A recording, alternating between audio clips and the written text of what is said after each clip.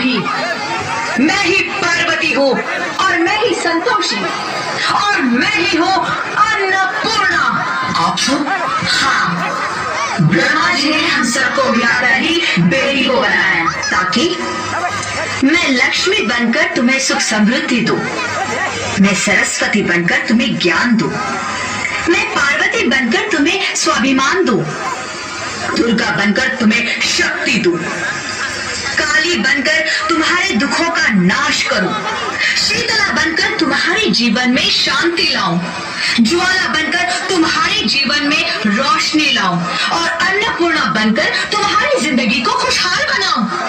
और तुमने हमारी जिंदगी को कोख में ही खत्म कर दिया। हमारा कसूर क्या था? अरे हम तो तुम्हें कुछ देने ही आ रहे थे, क्योंकि तुम ही हमारे मंदिरों में आते हो, झोली फैलाते हो और तुम ही कोख में हमारी कब्र बनाते हो।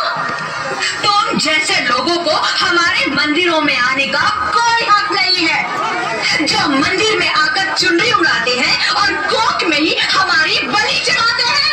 हम तुम जैसे बैठ जाइएगा।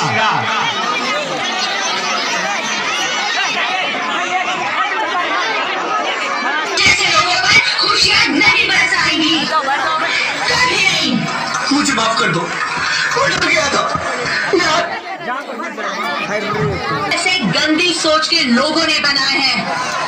अगर इतना ही डर था तो अपनी माँ को क्यों नहीं मारा? अपनी बीवी को क्यों नहीं मारा? हमें क्यों मारा? हमें क्यों मारा? बेटे के मुंह में, क्योंकि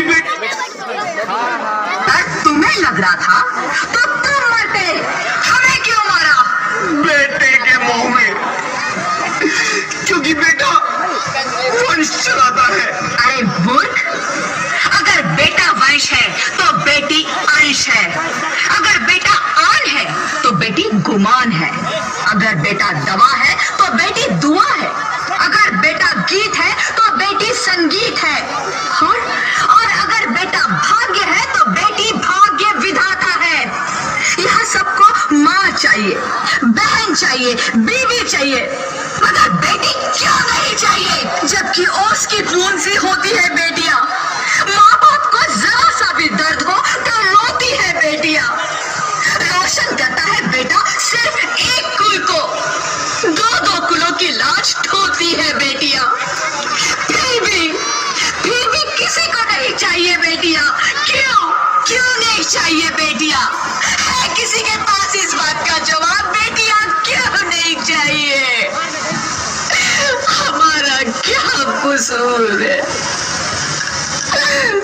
आखिर कसूर क्या है हमारा? हमारा जाता है हमें। क्यों नहीं चाहिए बेटियां? क्यों नहीं? हमारा कसूर क्या है? क्या है हमारा कसूर? गलती नहीं है, मुझे माफ कर दो।